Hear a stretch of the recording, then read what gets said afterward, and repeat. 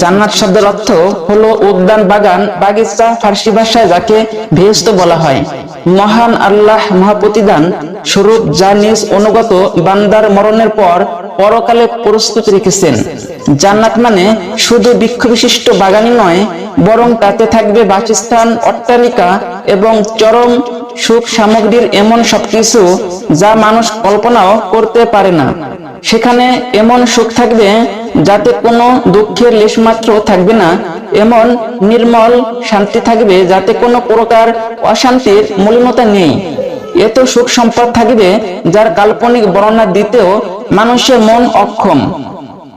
রাসূলুল্লাহ সাল্লাল্লাহু আলাইহি সাল্লাম বলেন, মহান আল্লাহ বলেছেন, আমি আমার পুণ্যবান বান্দাদের জন্য জান্নাতে এমন জিনিস প্রস্তুত রেখেছি যা কোনো চক্ষু দর্শন করেনি, কোনো কর্ণ শ্রবণ করেনি এবং যার সম্পর্কে কোনো মানুষের মনের ধারণাও জন্মেনি।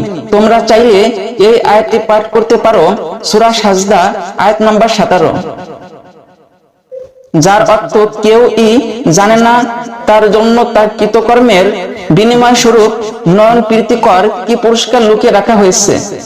পার্থিব জগৎকেই কত বিলাসপ্রিয় ধনুকবীররা বিলাসবহুল বাগান ও বাড়ি বানিয়ে বসবাস করে, কত রকম সুখ শান্তি ও বিলাস সামগ্রী, গাড়ি বাড়ি ব্যবহার করে থাকে, কিন্তু সেসব কিছু জান্নাতের তুলনায় নেহাতই তুচ্ছ। যেহেতু জান্নাতের সুখ অনুপম, বেহেশতের শান্তি অতুল। দুনিয়ার যেসব বস্তুর উপর সূর্য উদিত কিংবা অস্তিম হচ্ছে সেসব বস্তু চেয়ে উত্তম। জান্নাতের সেই সুখ সামগ্রী দেখে দুনিয়ার সবচেয়ে দুঃখী মানুষটিও সমস্ত দুঃখের কথা ভুলে যাবে।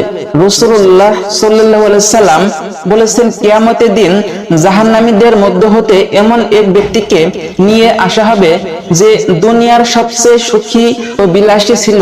অতঃপর তাকে জাহান্নামের একবার মাত্র চুবানো হবে। তারপর তাকে বলা হবে, হে আদম সন্তান, তুমি কি কখনো ভালো জিনিস দেখছো? তোমার নিকটে কি কখনো সুখ সামগ্রী এসেছে? সে বলবে, না। আল্লাহর কসম, হে প্রভু। আর জান্নাতীদের মধ্য হতে এমন এক ব্যক্তিকে নিয়ে আসা হবে যে দুনিয়ার সবচেয়ে দুঃখী ও অভাবে ছিল এবং তাকে জান্নাতে মাত্র একবার চুবানোর পর বলা হবে, হে আদম সন্তান, তুমি কি দুনিয়াতে কখনো কষ্ট দেখছো এবং তোমার উপরে কি কখনো বিপদ গেছে? সে বলবেন, না। আল্লাহর কসম, আমার উপর কোনোদিন কষ্ট আসেনি এবং আমি কখনো কোনো বিপদ দেখিনি। আর সে কারণেই বেহেশতে স্থান লাভ করা এমন সৌভাগ্যের ব্যাপার যার কোনো সৌভাগ্য নেই।